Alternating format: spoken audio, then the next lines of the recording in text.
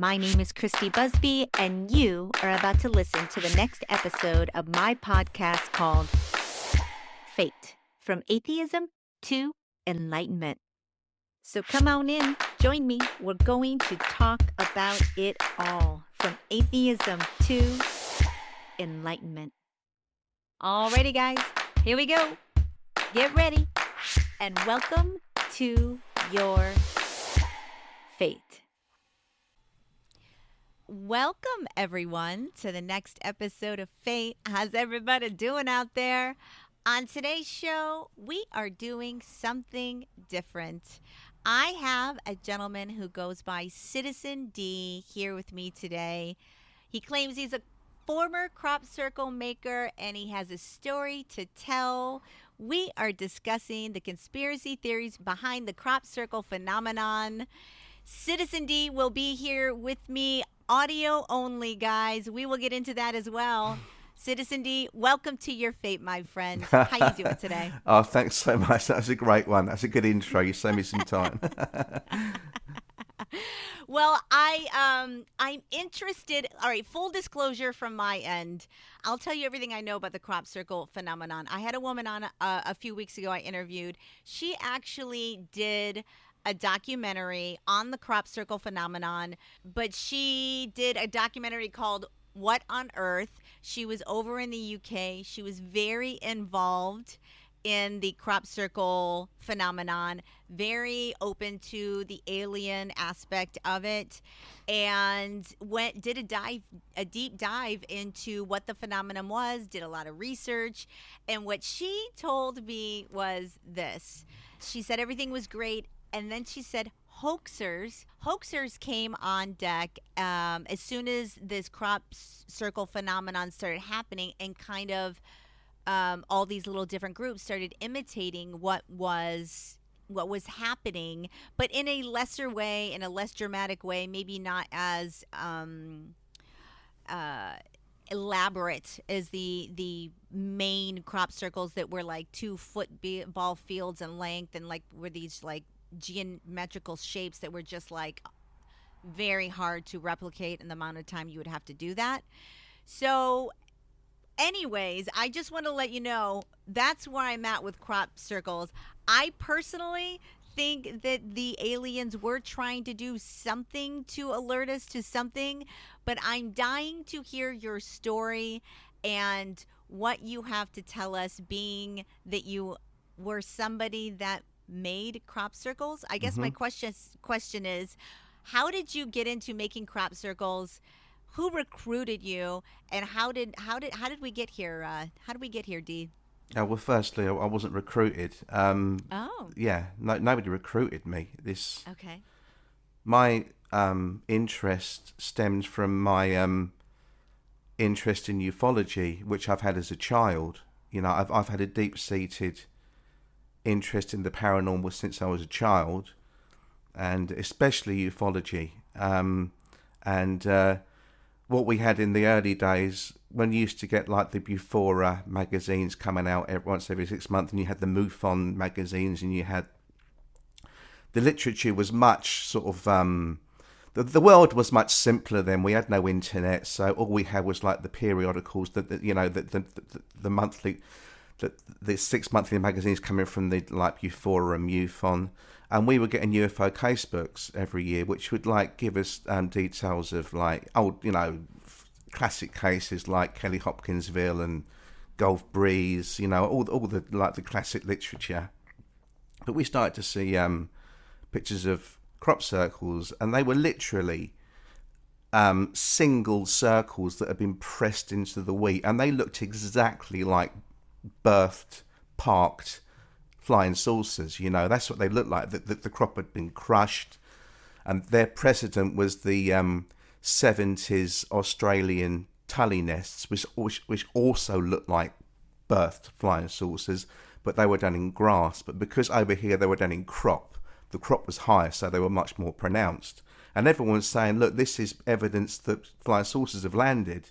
But then the crop circles started to become more complicated, and they turned from like single circles, and then you had like corridors and forks and door keys coming off them.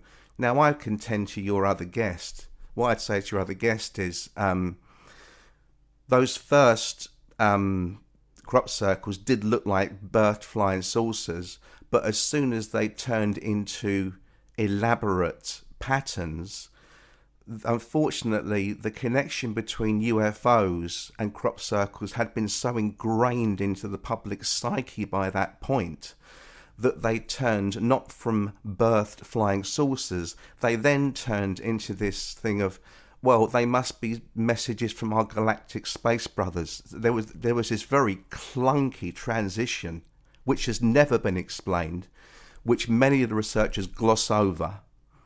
And it's a very, very important distinctive point, because we contend that those early single circles, many of those, Christy, they're unexplained. We don't know how they got there. The crop was bent up, a few inches or a foot. You can't do that with a board. But we contend when you started to see the pictures, that was actually a different phenomenon altogether. And my interest was piqued by, because I thought the same as you. I went in thinking it was Gaia or E.T. or I didn't know what it was. I thought it was military testing. We were told it was all these different things. And I held the hoaxes, as you call them, in the same contempt that a lot of your listeners will hold me today. I really was annoyed when I found out that people were making them. But then I started to hear about reports of like synchronicities and like dream-driven events and UAPs being seen. There was time shifts happening while the makers were making them. They felt that they were compelled to make them like Roy Neary in Close Encounters with the mashed potatoes. They were pulled to the area, and they were making in Neolithic sites that were very, very steeped in ancient Wiccan and pagan history, like Stonehenge and Avebury, etc. And they're very, very powerful areas here. And I just thought, well, I want to look into this a bit deeper and see what's going on. So that's where I became involved. Nobody recruited me. I was just interested in the phenomenon, and I just wanted to find out more about what was going on.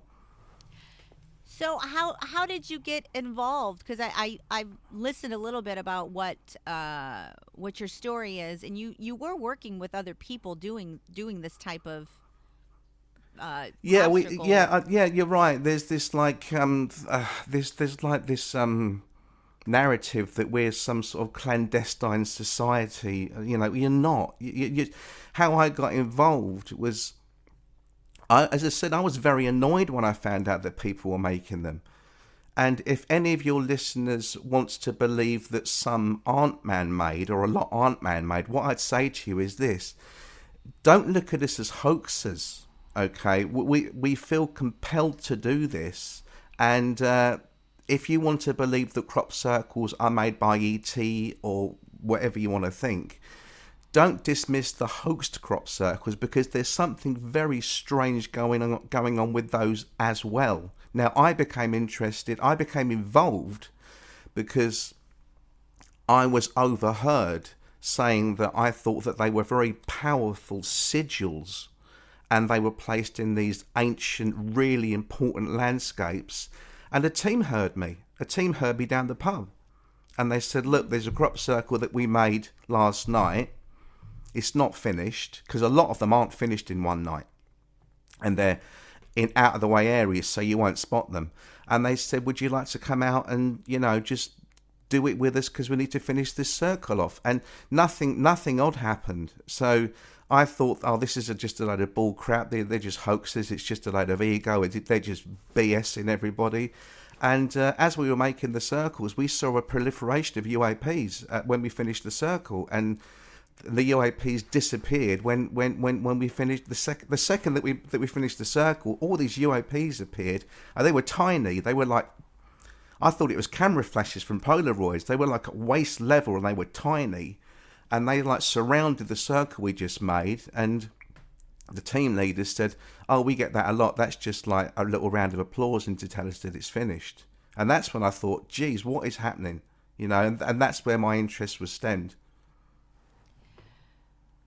When you say people were pulled to do this, or that you were, you know, clandestine to do this, what are you saying? That there were people that were chosen that couldn't identify No. what drew them there, or what are you Yeah, yeah, saying? there is that. I mean, there's nothing. We're not channeled. We're not like the anointed ones or chosen people. We just. It just seemed to be that people that had a pre-existing interest in the paranormal seemed to be compelled and drawn to the area to do this, and they didn't necessarily know why. But there was no sort of conscious effort of I will become a circle maker. You just get drawn into it. And the reason why I got drawn into it is because I'd heard all of these reports about strange stuff, and I wanted to see if it was true. And as I said, I can see why your listeners would held me in contempt, because I did. And when I found out that people were involved, I thought, well, come on, the mystery is deep enough as it is. We don't need all these idiots coming in and adding to it, you know. But there is just something else at play. That's what our contention is. And we're not looking to pull the wool over people's eyes or deceive people. A lot of crop circles are made, and we don't know the relevance to them until the internet tells us how important they are. Like, you think it's just some random pattern, and then you find out later that it was a portent for a natural catastrophe. When you're making them, you don't know.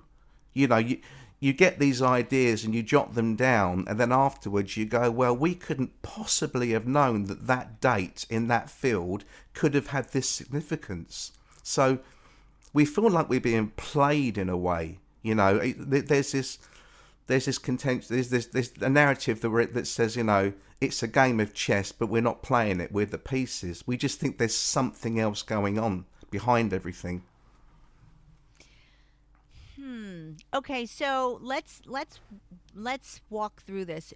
You decide, who decides what you're going to, what shape that your crop circle is going to take on? Who would decide that? Would you guys just grow up there and it would organically happen? Was there a meeting beforehand and you guys, this is the shape that we're going to be trying to make in this field? And like how would this come about, really? Yes, both of those things. Sometimes you'd go out on the fly and you go, right, let's just not have anything written down and let's just see what happens. And because a lot of the people have made lots and lots and lots of crop circles, they've all got their own Banksy tropes and their own like tags in their own things they're specialising in. Like, one guy's good at spikes, another guy's good at stars, another guy's good at crescents. So sometimes we would go out on the fly with nothing on paper. But other times, yeah, you'd have a meet up in, somebody's houseboat or in somebody's house beforehand. And what you've got to remember is that the crop circle season is only really from May till September, because the early crop is in that horrible, yucky, yellow granola stuff. The good stuff doesn't start to become ready until sort of June, July. That's the wheat and the barley. So the crop circle making teams have got between September and sort of April, they've got all those months to plan and decide what they're going to do when they actually get in there. It's quite a military thing, if you pardon the pun. So if it's a planned design, yeah. If we've got a 5-man team, every person there is going to know what they're going to be doing. And if it's like a newbie, like I was when I started, they're the stompers, they're the foot soldiers, they're the people that have just, you just say, well, you're shading in that bit. We're not going to give you anything complicated because you're new, That's so interesting. Okay, so there was just a resurgence of crop circles. I saw like randomly in the news. I was just listening to something, and all of a sudden on the news it popped up that in July there was another big crop circle formation. Are you saying that one was as well man-made? Are they all man-made? Look, I'm prepared. I've been researching ufology and I've been researching crop circles for many, many, many years. Like this, I think we're into my 30th year now. I don't want to burst your bubble, I don't want to. My view is this: you've got to make your own journey. I'm not going to I'm not going to be the man that says I'm going to ruin your journey. Just go on your own journey, okay? My contention is that I'm prepared to have my mind changed at any point, but for the past 20 years, I'm at the point where I'm at now, where I look at a formation and think, I can see, having been in the fields, how that would have been done, okay? But by all means, if your listeners want to think that it's any element aren't man-made, just go for it and just go on your own journey and find out. What I'm saying to you is that don't rule out what you say. See, sometimes you'll look at how the research is distinguished. It'll just say, look, that's a terrible crop circle. It's wonky. The lines are off. It's really badly done. Okay.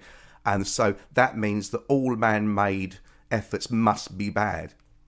What they don't take into account is this.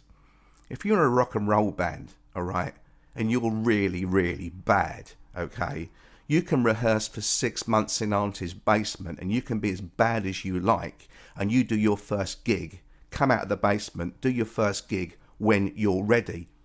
Crop circle teams don't have that luxury.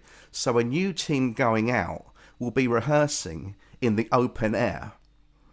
And that's Auntie's basement. You know, they're rehearsing in the open air. They're going to make terrible crop circles. They're going to be awful. But as they get better and better and better at it, those same people that the believers are laughing at are the same people that were making crop circles in 2 years' time that they are going to think couldn't be man-made because they just got better and better at it. And that's an angle that the researchers really gloss over.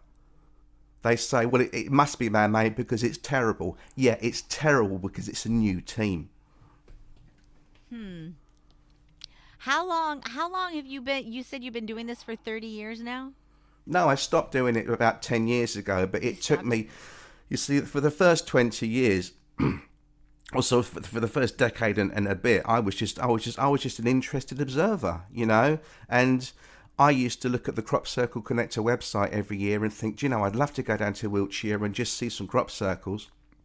And I didn't realise how close Wiltshire was to where I lived.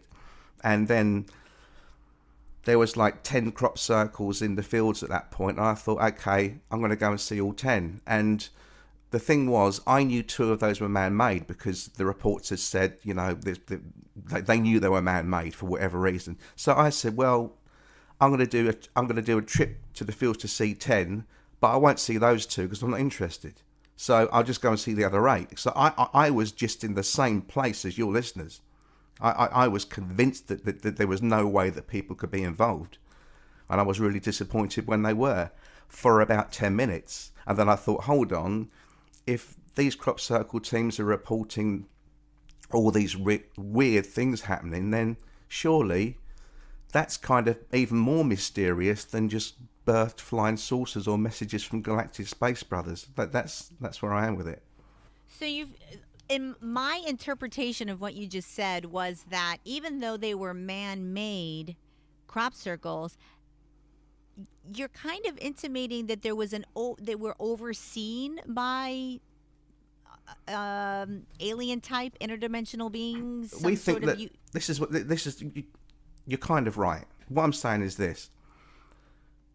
Where the crop circles are made, like the highest sort of historically, the highest concentration have been in really important sites, like sites that have been celebrated by our ancestors, stone circles that were built 4,000, 6,000 years ago. And we don't know why to this day. We think that there is something inherently important in this land that in this technocratic age that we've got now, we've forgotten about, but our ancestors knew about it. And I would say that though they're energetic ley lines, that's why you have a lot of temples where they are in the positions that they are, is that the Mother Gaia is an energetic, conscious being, whether or not we want to believe it or not. And there are ley lines, energy, strong current areas where they would set up things like Stonehenge or a temple or whatever in ancient times when we were much more spiritually inclined and much more spiritually intelligent, and we're aware of things like that. And I think we were much more interactive with interdimensional beings as well, and we believed in fairies and gnomes and whatever. But that's what I think, No, you're right, but you're right. that's what it is. Yeah, It's you're right. energetic ley lines. The thing is, what we report. You see, if you speak to the locals that live in Wiltshire, that live around these important areas, they don't bat an eyelid at this stuff. They don't. They just say, well, we've been seeing this stuff for hundreds and hundreds of years. Our grandparents, our great-grandparents saw it. But the difference is, Christy, what we call now a UAP, they were calling them sprites or nature spirits or fairy lights. But it's the same thing manifesting based on where we are within our culture and where we are within our evolution. It's, where we now see greys, they were seeing away with the fairies. It's the same thing. This is really important. Even if you are not prepared to believe that man makes crop circles, or the really good ones, just bear this in mind. Just the act of a human team placing a symbol in land that's as important as that's a sigil. It doesn't matter how it got there. And there's a lot of people that I've met in crop circles that go, I don't care how it got here. All I feel is the energy. And what they're feeling is the energy of that sigil in that particular place. Now, unfortunately, some people say, well, I had this incredible experience, so that proves to me that it can't be man-made. But what they're missing is it's the power of that image in that field, which has been, revered for thousands of years. And just the act of that image in that field is what is making the power. What's put it there is almost irrelevant, if you see what I mean. It's just the power of that image in that particular field. Who would come up with your designs? Who would was there what ha, if it is in fact a sigil that has some sort of power within, because even Suzanne Taylor, who did the documentary, said that she spoke to many, many people who would go sit in these crop circles. They would have healings take place. Mm-hmm. They would have the most in like impressive meditation sessions where they would like sit with their higher guides and get downloads. Their equipment wouldn't work. The recording equipment would go bonkers. The electrical equipment wouldn't work within these circles. It was a charged, energetic area after these things would crop up. So how do you explain stuff like that occurring very often in these because circles? Because it does. And I've been into crop circles that I've been out in a team and gone in the next morning, and everything that you've explained is happening. Mm-hmm. Do you feel like this is sort of modern day magic? When you say sigil, it feels like you're kind of dealing with powerful energies that that we are not anymore in touch with, and we don't recognize as being real. We don't understand. I mean, I don't know how far down the 3D rabbit hole or that you go in your conspiracy theories, but like I've completely launched myself into another time, like completely different dimension as far as I'm concerned, as far as like my belief systems. That's cool. Like I feel like the majority of what we've been told in human history is a lot of lies. I feel like we're much more capable and powerful and magical than we think we are. Totally agree. And and that there is a lot more going on in our plane Yeah. that we can't see, touch, taste, feel, Yeah. that nevertheless exists. Mm-hmm. And if you want to call this energy or spirits or aliens or whatever, it's all dimensional, it's all energy, frequency, vibration, and depending on what you're tuning into, that is what you're going to experience in your reality. um that's kind of where I'm at. I absolutely think that we're not the only species in the universe. There's aliens, of course. We're not evolved. We're a very barbaric species that is unevolved and unaware of what our true place is in the universe. And I think through time we will finally get there if we don't blow ourselves up yet again because we're stupid and backwards as a as a species. We're fucking retards as far as I'm concerned. But I do believe that there's aliens. I also believe that there's other dimensions. I also believe in a lot of things that people would think I was crazy for thinking. So I don't know, where are you at in your belief system as I'm far exactly as where I'm exactly even alien? Yeah. I'm exactly where you are. Yeah. I'm exactly where you are. But my own concern is that having studied ufology for decades, I call it the UFO problem because I don't think I don't think it's ET. I think it's something far closer to home. I think it's something that's coexisted with us since our inception. I think it might have even been involved in our inception. And it manifests itself based on where we are within our evolution. And I think it's all around us. And I think that if you look at the work of like John Keel, when he says about that little analogy of the radio, the little radio where you've got a little needle, and that's where we are with this tiny little needle. We've got infrared to ultraviolet. That's it.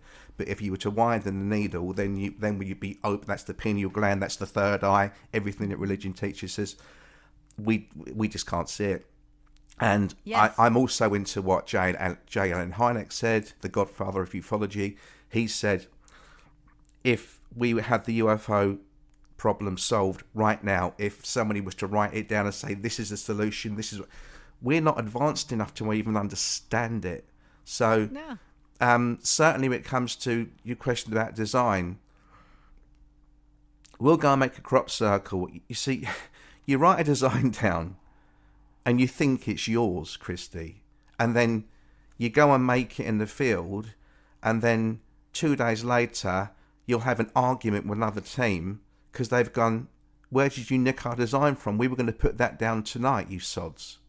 And we haven't nicked it, and they haven't nicked it off us. So there's a question of, we write it down, we think it's ours, but is it ours? We go to a field and somebody's already made the design you're going to make.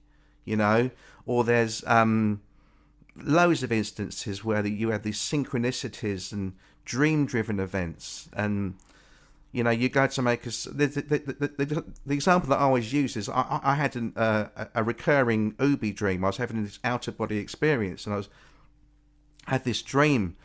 There was this field with a crop circle in it, and another field with another crop circle in it, and I kept on swooping over this thing in my sort of spiritual body, and I didn't recognise it as anywhere in Wiltshire.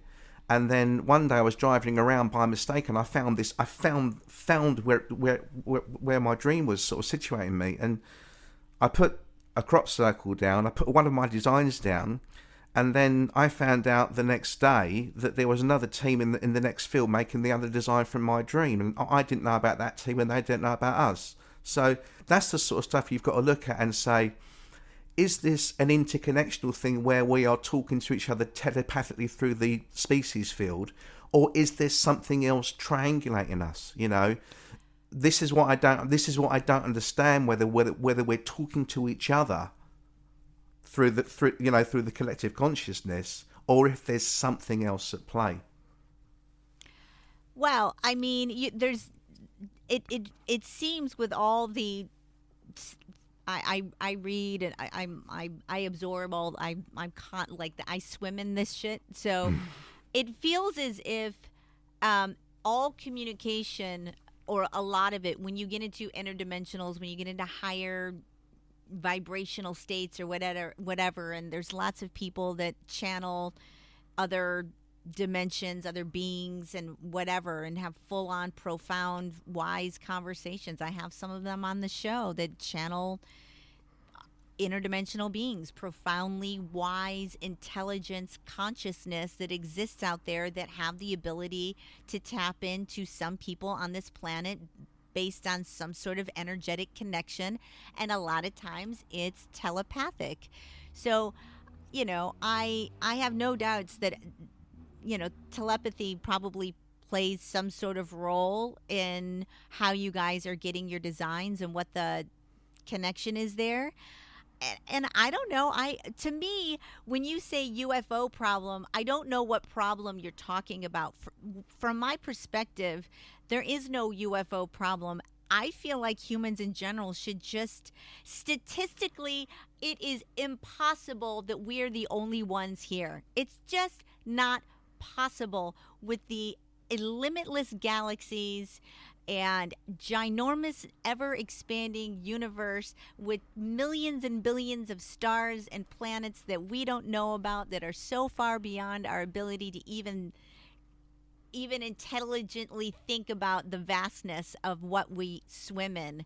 It doesn't make any sense that we're the only ones here. So I don't find it a big leap to think that there's aliens. I also don't find it to be a big leap that they would be here monitoring us on a regular basis, since I believe we have absolutely blown ourselves in prior incarnations of this earth, because we're violent, stupid species that can't seem to get evolve past our barbaric, violent ways.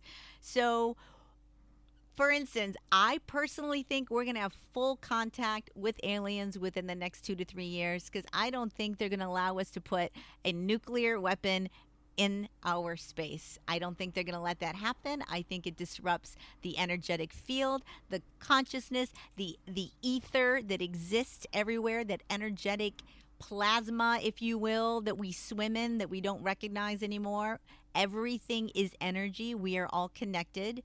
And I think aliens are going to make full contact and to say, hey, dum-dums, you need to start understanding who you are, how powerful you are. We're co-creating our reality. We manifest. We are telepathically, energetically connected. So it's not a huge leap for me. But I understand why people struggle.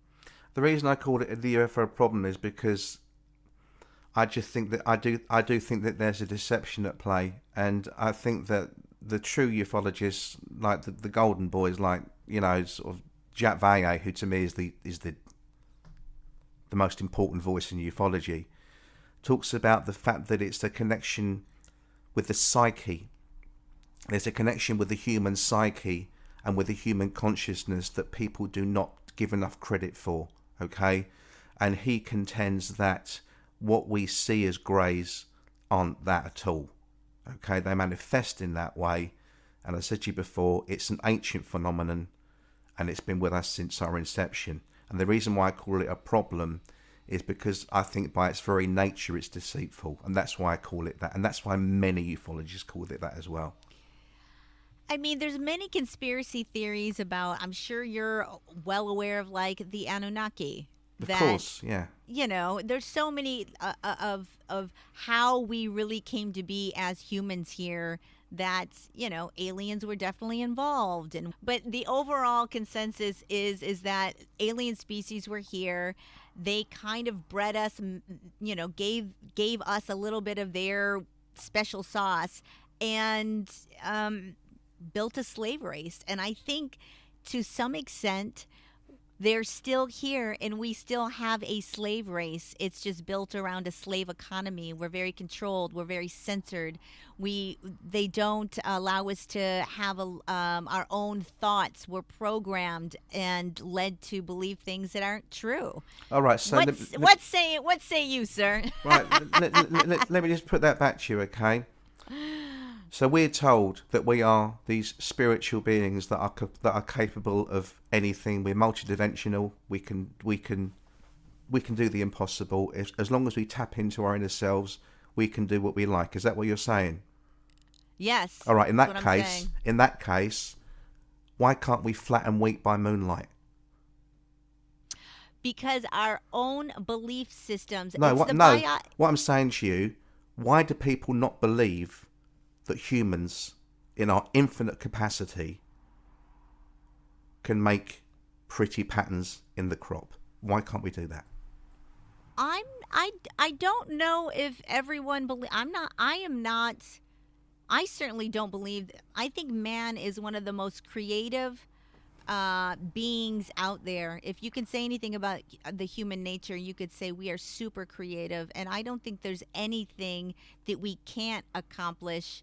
But they say that we can't make crop circles.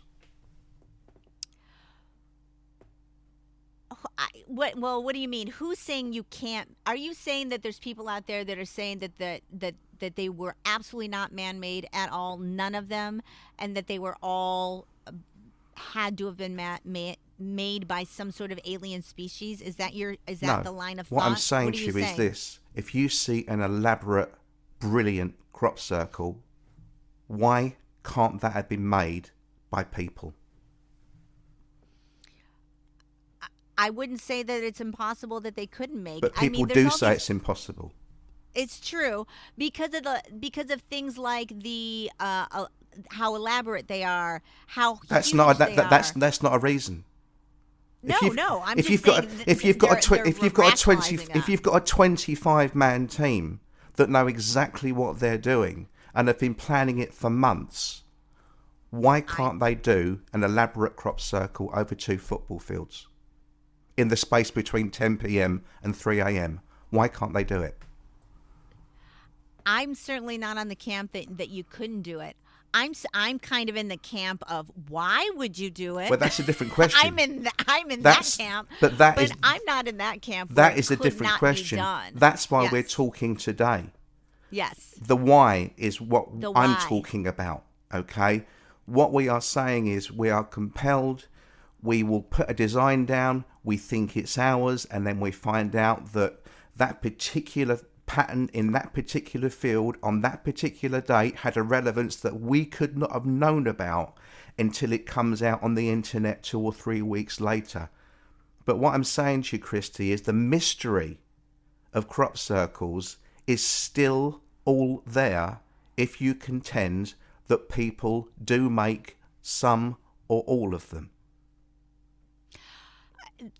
That's totally fair enough. I think that you should just be more direct about what you're saying. I feel like you say things without saying them. Like what? Basically, like there's a lot more mystery to it. Yes, there is. There is. In that, instead of saying, I think that we are being directed by energetic species, being, spirit, energy, to make these things unbeknownst to us in a very bizarre, magical way. Yeah, that's basically where I what am. you're saying. Yeah, that's what I'm saying. I'm saying that we don't necessarily know why design has gone down. We don't know why we've picked that design. We think it's our idea, and then we find out that there's a direct relevance to that. We're not as clever as we're saying. That's what I'm saying to you. We'll make a design, but we don't know the relevance of it until the internet tells us afterwards, and then we find out that it's matched up with an imminent catastrophe that we couldn't have known about. So in theory, you could say they're still alien made. See, now we're getting to the crux of it. This is exactly what I'm saying to you. What I'm saying to you is, okay, we got there. It took 45 minutes. But you gotta get there though. Like you seem like you're afraid to say it. I'm not fucking afraid to say it. I'll be like, oh, so aliens are tapping into you guys energetically and somehow pulling you in a way to guide you to make these. And although you're saying it's not the alien machine hand, whatever, it's humans doing it, but the execution behind it is alien origins. It's only alien in that it's foreign to our current understanding. It could be that it's the species field, and it could be that we are tapping into our own collective consciousness and we are actually in the taking it from the hard drive, if you like. It doesn't mean to say that ET's involved. What we're saying is there is a component to our work that we don't fully understand, so we're not going to make up what it is, okay, which is what some researchers do. We are saying there is something going on and it's alien to our understanding, but it's made the mystery deeper, because the second I found out that all of this weird stuff and the coincidences, especially the coincidences and the synchronicities and the dreams, it's that part of the element that really interests me. And once the crop circle is down, everything that you explained, we've seen the battery malfunctions. I've seen people go into crop circles that we've made and the cameras drain. I've seen people have positive experiences, but they've been in crop circles that have been made by people that I know, or I've been on the team the night before. You have said that you see, you're calling them UAPs, which I refuse to call anything a UAP. I don't even know why they say UAP. Yeah, the reason why they say UAP is because we had to change the terminology, because UFO means flying. Okay, they had to change it to UAP as an aerial phenomenon, just in case it was a stationary event, and that's why the narrative changed. It's still something that's floating in the air, even if it's stationary. It's not flying though. It's flying as far as it's elevated or something. Yes, it's not elevation being isn't supported flight, though, Christy. Elevation isn't flight. A weather balloon isn't, yeah. But that's why the terminology changed. I think it was changed for that reason. Oh, well, it wasn't some, it wasn't some sort of sinister reason. It's just people said, then why don't they call things that fly UFOs and make that distinction? We had to make the distinction because people were saying, I saw a UFO, and it turned out to be a stationary object. So they said, well, it's not a UFO because it's not flying. It was just a bit of admin, really, that happened in the literature in the late 80s. Semantics, but okay. Yeah, semantics.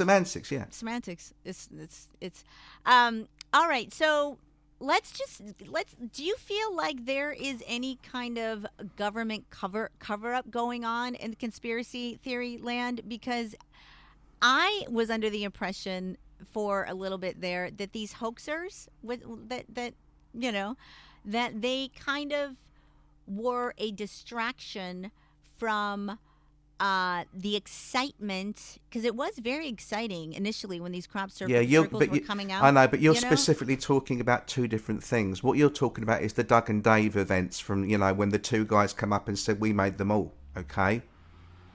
We've got experienced teams now, okay? And we weren't recruited.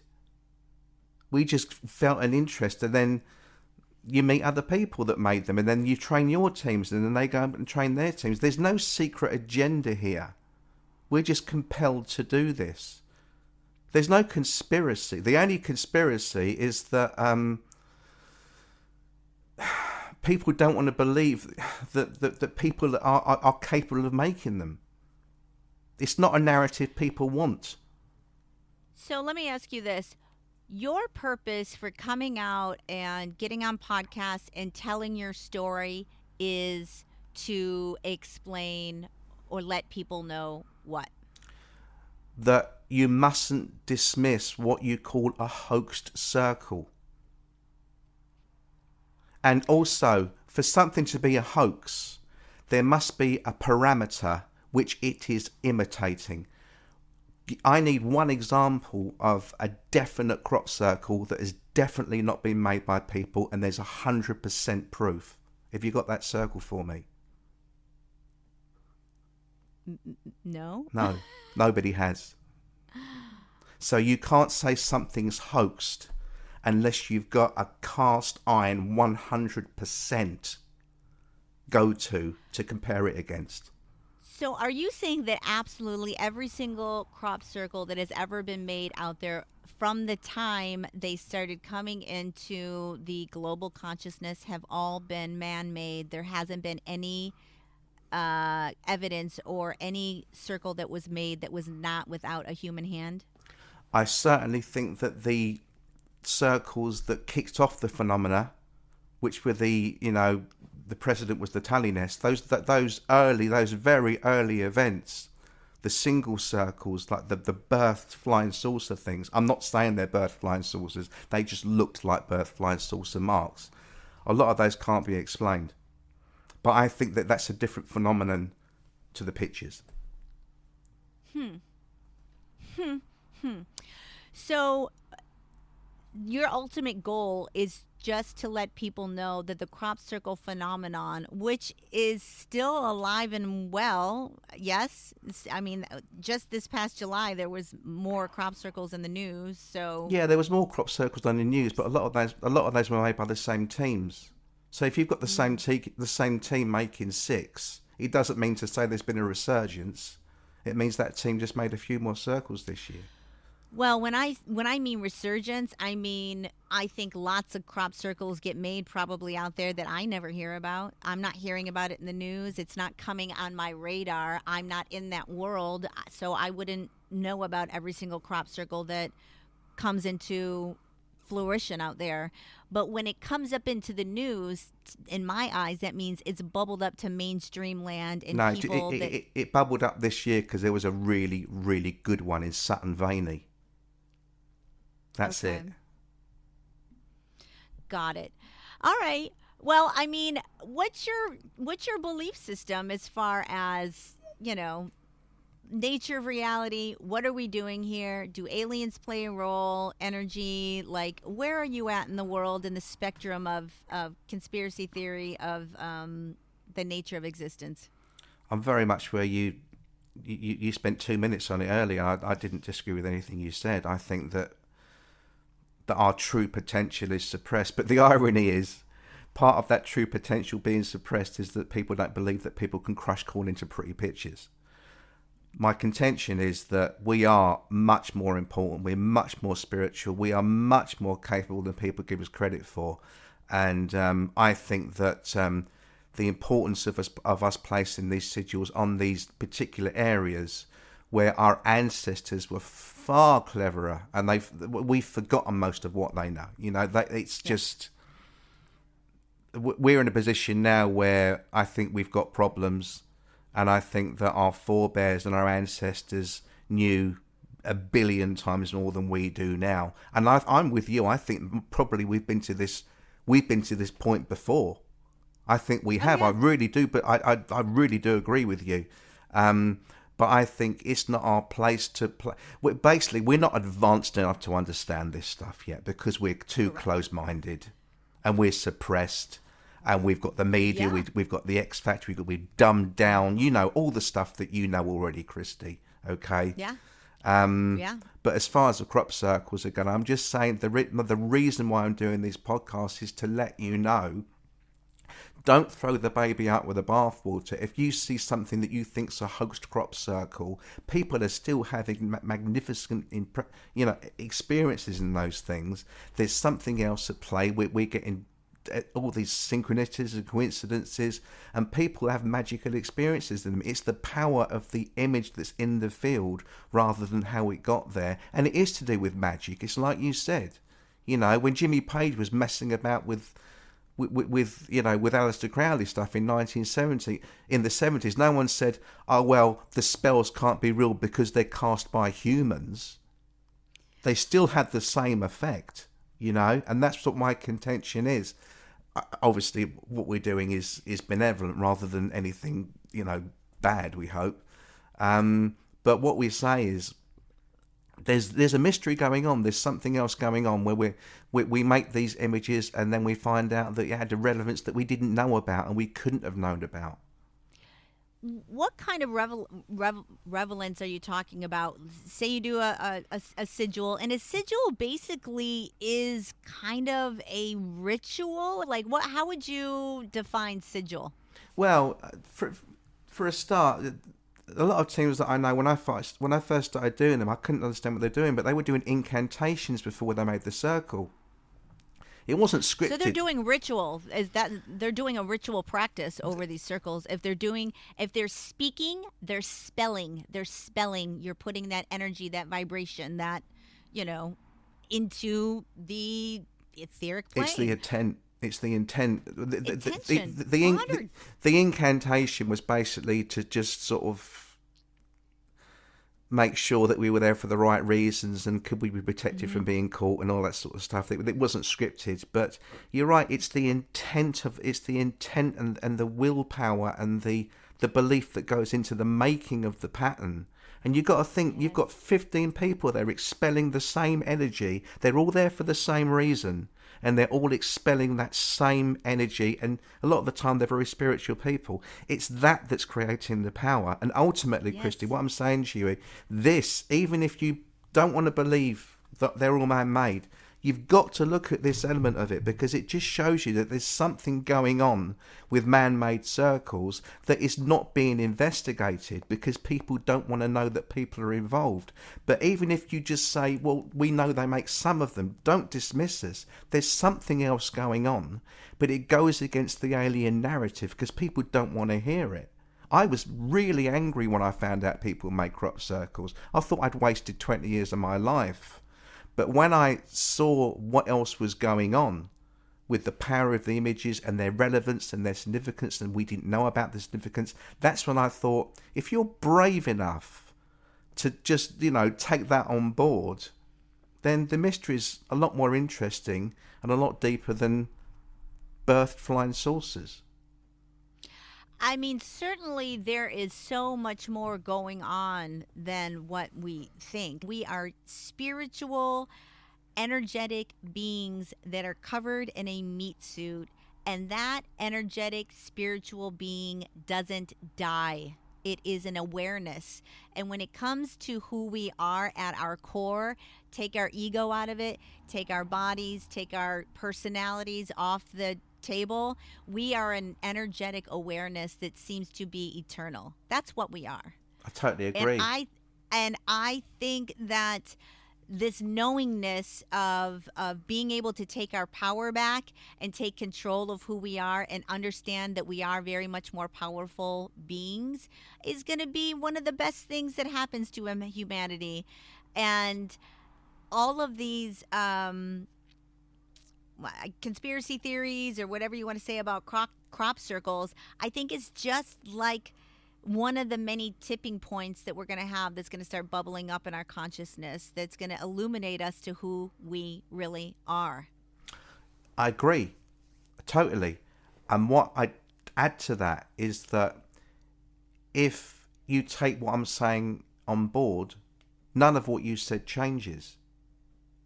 No. Because it's still all there. Do you see what I mean? Do you see what I'm getting at here? It's even with humans involved, everything you explained is still all there. Let me ask you this: Why do you not want your face out there? Why are you not putting your image to your words? What are you afraid of? 3 reasons. Firstly, it's illegal to make crop circles. There's no statute of limitations in this country. If a farmer wants to sue me 10 years on, it's not a criminal offence, but it's a civil action. Okay? It's criminal damage and it's trespass. Secondly, this is a really contentious subject. Okay? And I don't want any trouble in my personal life from some of the people that are going to be going against the honesty that I'm talking about today and the fact that I've got this narrative. Thirdly, it's not about ego. It's the images that are speaking. It's the circles that are speaking. It's not about the artist. And that's why I don't want to be why I choose to remain off camera. Do your other crop circle maker pals know about you coming out onto your podcast and talking about this phenomenon? Yeah, I did last week. We did a round table, 3 of us talking to a podcast in Australia. Yeah. And you said that some of these people are quite spiritual. I think so. Okay. And then when I'm just trying to understand the why behind you doing this. So are we. Yeah. That's the big question. This is the big question when it comes to Stonehenge or Silbury Hill took 100 years to make. And all of these structures that are around here, people don't ask that question enough, Christy. And we're asking the same question. Why? Yeah, why? But we're Now, saying that of ourselves as well so when we do this. do you feel like it's something that you have a pull to do that you can't quite understand what is pulling you in this Yeah, direction? yeah. Now, you could argue it's because we've got an interest in the paranormal. But where did that interest come from? It's like a rabbit hole. You know, what came first, you know? Yeah, I mean, and also though, even if you have an interest in the paranormal, it's like I how paranormal is it if you're the ones doing it? Although I guess you're getting this insight from another way telepathically Yeah. as far as what you're actually putting down Mm. and the power that it has. I think you've got it. Yeah, It's yeah. interesting. It's interesting, Citizen D or D. It's super interesting your insights. I how how are you wanting people to respond to your information? Are you just putting this out there as a hey guys, just so you know, there's so much more going on out there in your reality that is can't possibly be um, rationalized by mainstream thought, or what's your end goal here? What's your goal? My end goal is to just for people to understand, don't diss, you know, human circles. There's more. Don't say, well, that's not a real one. That's a hoaxer. That's not real. That's deception. Because until you can give me a cast iron example of a crop circle that is 100% proved not to be made by people, there's nothing to hoax. Fair enough. We're coming up in an hour. I want to ask you about. You keep saying that there is kind of other synchronicities, Yeah, dreams. yeah. Can you give me an idea of exactly the magic, the mystical events that are happening around these circles that you can't quite understand? All right, this Are is you it. This I think was going to play into, yeah. This is it. Didn't happen to me, but it happened to it. See, I've been interviewing crop circle makers for my Substack, so what's encouraging is that some of the people I don't know, but I've had them vouched for because it's a friend of a friend that I've worked with. But a lot of the stories that I'm getting are the same. So I think, well, I can't print that one because that's too similar to that. So it's encouraging that I can only use 1 in 10 of the stories that I get because they're all the same. But one that I got, which I hope illustrates, really illustrate this to you. There was a crop circle maker, and he was in bed, and at midnight he got this overpowering urge to go and make a crop circle. And it wasn't any crop circle. The image was in his head. It was midnight.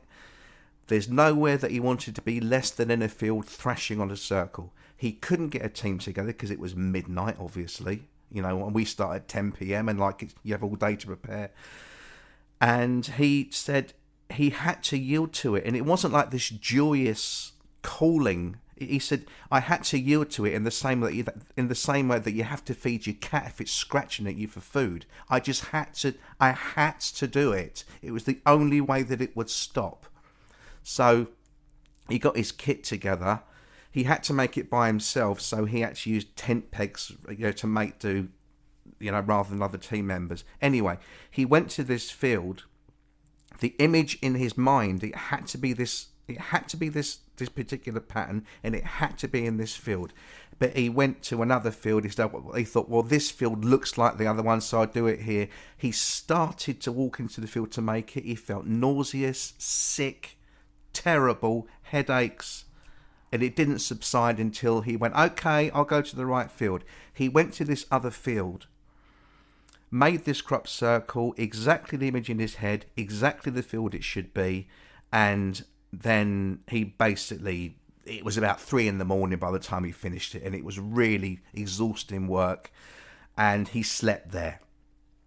And then the next morning, there was a group of 4 girls freaking out in this circle, and he thought, well, I'll just pretend that I've just fallen asleep here, and my boards are, under the brambles. I'll just pretend that I've just got here. And they were freaking out. And he thought, well, it was a good circle, but it wasn't that brilliant. And then he said, what's going on? And it turned out they were Wiccans, Christy. Oh. And they said one of these girls was grappling something around her neck, and it was a necklace. And the necklace was the same design as what my friend, had put in the field. And he said, what's happening? And they said, well, we meditated last night on this locket. We wanted this locket in the field. So we started to supplicate Mother Nature and Gaia. And then Gaia answered and placed this pattern in the field. And my friend started to realise what had gone on. And he said, well, when did you start doing your supplications? And they said midnight, of course, because that's when Gaia is at her most powerful. I mean, that speaks to me the power of our intentions, our thoughts, energy. I mean, it is pretty mystical and magical for sure that we are all connected in that way. That there's a global consciousness. I certainly can't explain why that happened, but I do believe that everything is energy, frequency, vibration, and I feel like we are much more complicated creatures than we think we are. And I think we are in a new age. We're in the age of Aquarius, and I think things like this are... I personally love this story because I like to highlight these very not supported, not believed instances of us being greater than what we think we are. And I think that's a great, it's a great story. It doesn't scare me, or it doesn't No, it shouldn't. make me feel weird or No. anything. I think that makes sense based on a lot of the stuff that I've been reading and listening to. I've got another quick Do one it. for you. All right, okay. Give it. I love right, these. okay. Yes. This is the stuff I'm more interested in than the Yes. UAPs. I'm interested in this stuff that can't be measured. Okay. Now, this is what, when I said to you before, we're not anointed, we're not special, we're not more special than you. We're just compelled to do it, but we think there's something else at play. Now, we had a situation once. There were 6 of us. We met in the pub. We don't get drunk before we make them. That's just a myth. We met in the pub. We knew what we were doing. We were doing a design that was a celebration of Mother Earth. Okay, and the designer had worked on it. It was going in a magnificently important spot, one of the most important spots in Wiltshire. And so there's 6 of us, and we said, right, we know what we're doing. Everything's cool. And then a phone call comes in, and one of the team members goes, oh shit, I've forgotten I'm on another team tonight. Okay, I forgot all about it. I promised myself 3 weeks ago. I promised them I'd go. I'm going to go and make that crap. Sorry guys. Then the bloke next to him, oh shit, I'm on that team. I forgot all about that. We're 2 men down. Okay.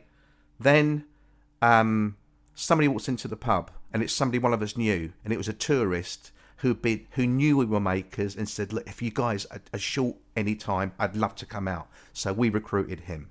And then we get a phone call from somebody who lives in Birmingham, says, look, I'm down for the night. Do you fancy a pint? No, we need your ass here, okay? So now, and then somebody else says, there's not enough experience on this team. I'm going home. Then we're down again. And long story short, the whole team, in the space of half an hour, the team was completely different to the team that it should have been, okay?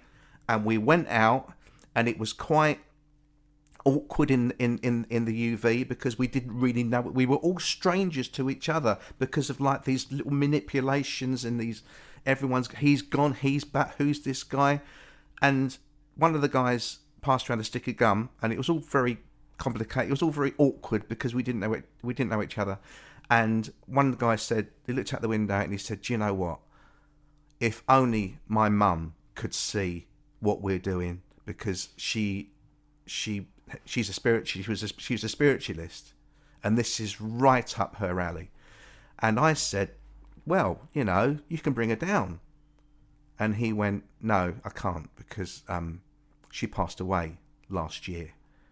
And then I said, my mum passed away last year.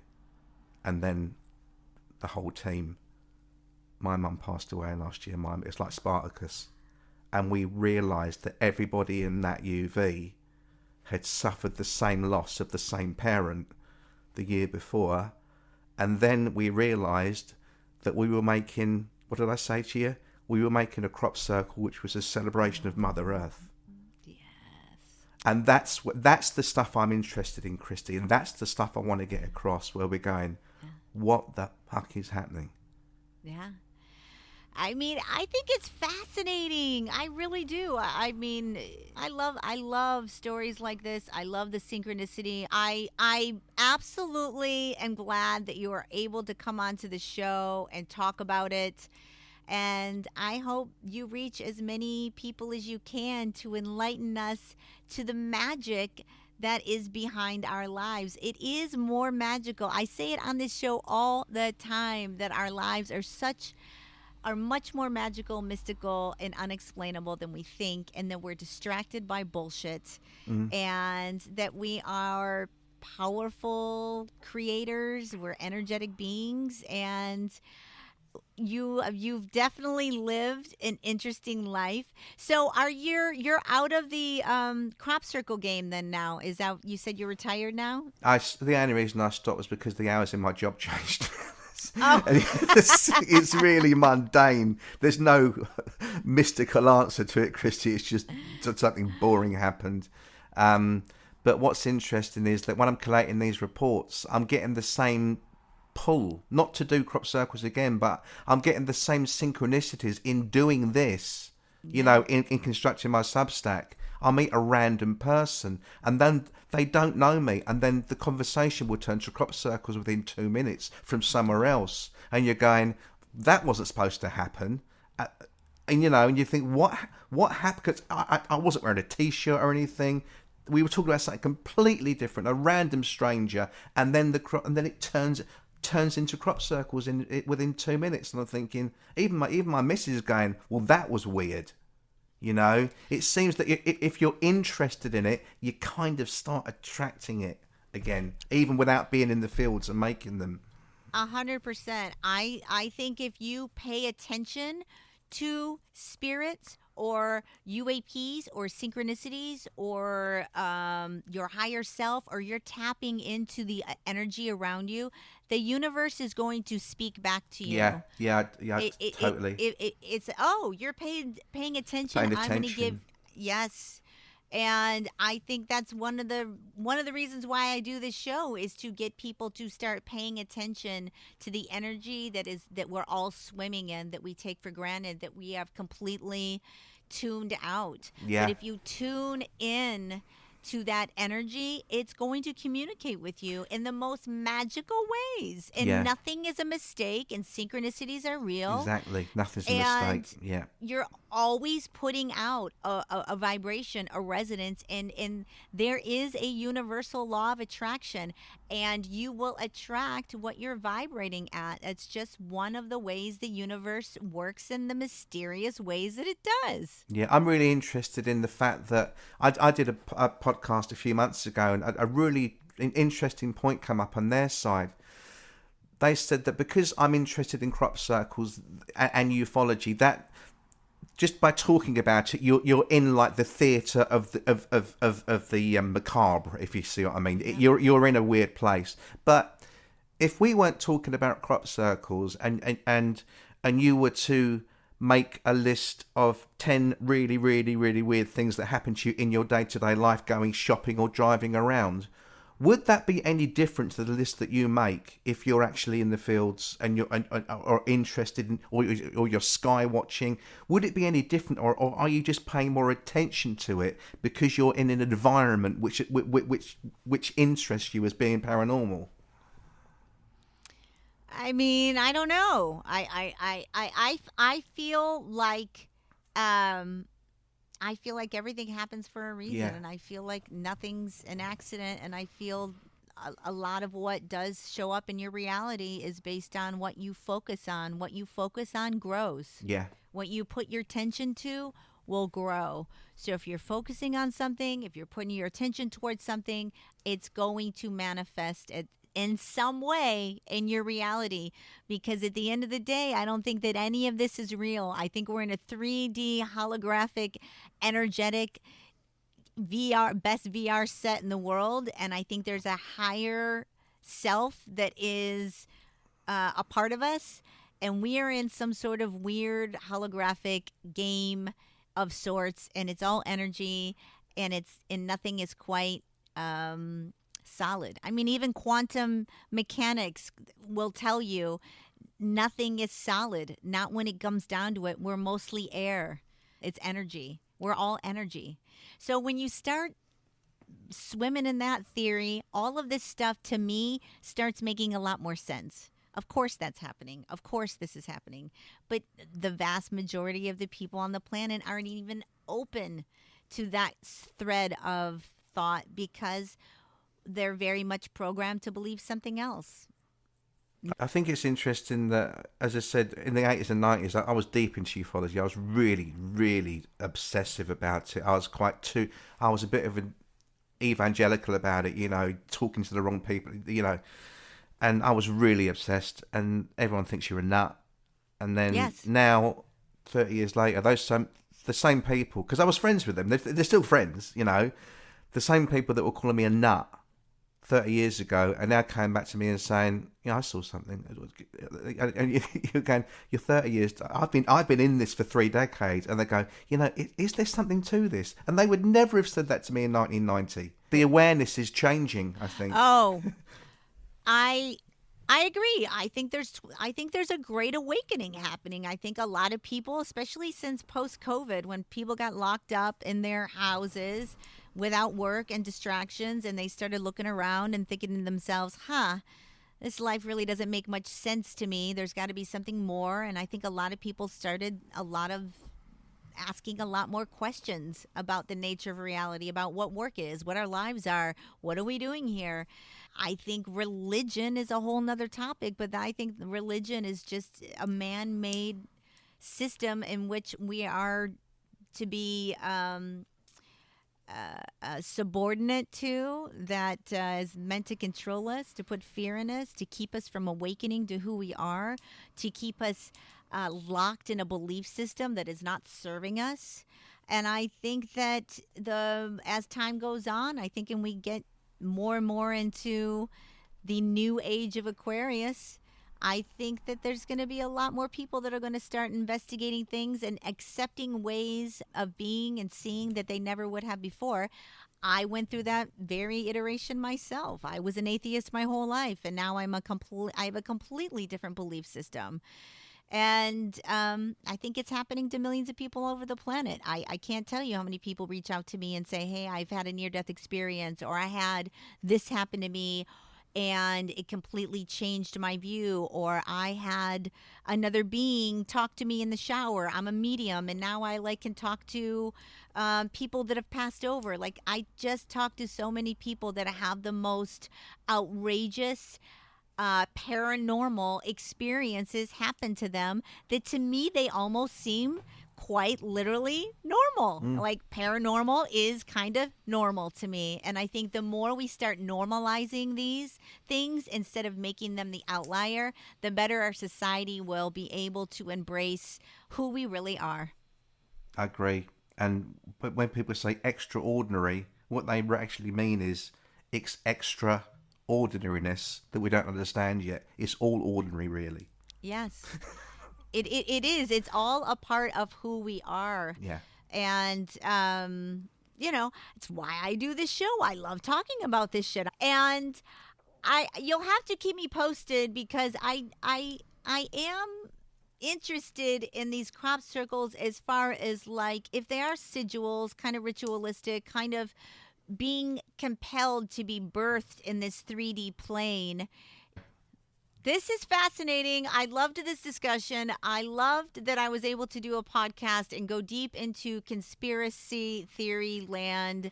I'm super interested in the real nature of our reality. I'm very interested in how we really became as humans on this planet. I'm very interested in all things magical, mystical, metaphysical. I think that there's more truth that lies in those three words than there does in mainstream science or mainstream anything that we have been taught or programmed to believe. So I am on a journey of investigating and learning and really opening my mind to all things magical. And Dee, it was a pleasure to meet you and have you on the show. I'll have to keep up with you and see where your journeys take you, my friend. Yeah, thanks very much for letting me speak. It's really, as I said, I'm not evangelical about it. I'm just trying to say to people, look, there's a bit more to it. Don't write hoaxes off. There's a bit more to it than you realise, and it could be really, really mysterious. That's what we think. So thank you. Well, if the basic premise is it to wrap it all up in a little bow, from my understanding through the show and just having this conversation, when you're saying hoaxer, you're not even saying that you're trying to hoax people. You're saying that there's groups of people out there that are being compelled to make these circles that ultimately end up either coordinating with something else, highlighting, being super meaningful, powerful in a way that cannot be anything other than magical, mystical in itself. So even the hoaxer experiences is something mystical, magical happening that we can't quite understand. 100%. Okay. I'm glad we got there. We got It took an hour and a half. Oh, Cool. well, Dee, thank you so much for keep in coming touch, Christy, on. okay? We will keep in touch. We'll keep getting to the bottom of this. Yeah. And if people want to get more information on this and learn about it, like, do you want me to put your Substack? Yeah, just put the Substack show on. notes? Again, it's free. I'm not asking for any money. And then every sort of week or so, I update with a new report that I've had from Crop Circle Maker. Generally stuff from the 90s or the 2000s. So they're old stories, but you do get the odd recent one. But yeah, so hopefully the accumulation of those stories will let you think, hold on, there's something else going on. So much magic to be had, for sure. All right, ladies and gentlemen, that is a wrap on this episode of Fate, from Atheism to Enlightenment. Dee, you take care out there. And you. Take care, Christy. Thanks very much. Thank you. Bye. Bye. Bye. And that is a wrap on this episode of Fate, from Atheism to Enlightenment. What did you think about that one, folks? I found that to be an interesting episode. Citizen D, or D,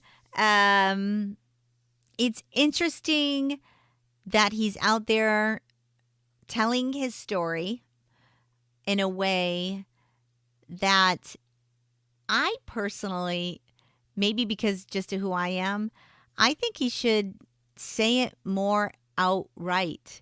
I feel like he dances around it a little bit instead of just saying, like, hey, we're out there making these crop circles because there's something that lies within that is compelling us to do so.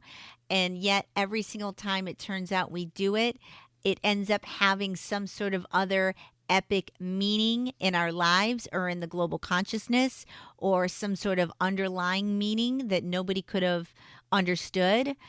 Like, I would just start saying that. At the end of the day, all you can do is speak your truth. And if that's your truth, you can't really worry too much on how people feel about your own truth. You just have to take your own power back and say it loud and proud. So if there is a group of crop circle people out there that are doing it not to hoax people, not to create fear, but because it is a calling in a way that is not explainable within our normal scientific reasoning methods. I mean, that's a story. That's a story there, for sure. I don't know if it is the biggest story that hit the world, because I think there's tons. I mean, probably only because I do this show, but like, I just had someone reach out to me and say, look, I saw you on YouTube. You seem like somebody I could trust. I had an out of body experience when I was 5 years old. They had an entity follow them home. They had poltergeist in their house for years. Another medium had to come in and remove the spirit, and now he has gifts and he has creative abilities that he didn't have before. Like, that's all magical stuff, man. Like, by the way, that episode probably will have already aired by the time I air this one. But I think, you know, Citizen D, I understand maybe the legalities of crop circling and being prosecuted by farmers or anything like that. I guess I understand that angle, but I do think he's far less comfortable with speaking the truth. I feel like I had to pull it out of him in a way, and he was kind of like saying this and this and that without just speaking like, look, this is what's going on. This is what I need people to know. It is something more than just making a crop circle. It is something energetic. It is something telepathic. It could be something extraterrestrial, as far as like what is making us be pulled in this direction is a phenomenon in itself. Say that. So I wish D all the best. I hope he keeps telling his truth. I hope he starts telling more and more stories of this phenomenon that is leaving him with synchronicity in his life and a powerful knowing that there's more than what we think going on out there. And I want, I'm going to take a few minutes and just talk about the show in general. I am on my spiritual journey. I don't think I'm ever getting off my spiritual journey. I think once you're on, you're on. I think it evolves. I think you learn to grow. I think you get more and more expansive in your knowledge. And maybe one day I'll even get like some mediumship skills or something else that'll be super magical in my life. I'm going to watch it all unfold. In the meantime, what is the show? And I think the show is going to be more and more based on people having these phenomenon happening in their lives. I think it's going to be a lot of light workers out there trying to illuminate us to who we are. There's so many people out there that are starting to really step into the power of knowing our own abilities and are really starting to own who they are and helping people heal and helping people awaken to the power within. So I do want to start doing more of those stories. I want to also start talking more about the things that are happening in my own life that have been powerful. But I want the show to really highlight the magic of who we are. Like I think I want to do a whole episode on magic. So I am going to start mixing it up a little bit out there. I do want to continue to grow my audience. I want to expose them to different perspectives, different ideas about the nature of reality. And so if you're out there and you've been with me from the beginning, I really appreciate you sticking around. I am working hard to give you good shows that will create even more questions in your life and spur you on to put yourself on a path of discovery of who you are. But I'm on the journey, guys. I'm with you. It's interesting times, gang. It really is. It's very interesting out there. Keep rolling with me. If you want to follow the show, I am on Instagram at F.A.T.E podcast. And do me a favor, tell somebody about the show, rate the show, share the show, subscribe, download, do all the things. Alrighty, gang. Well, more to come. I hope you broaden your horizons in that one.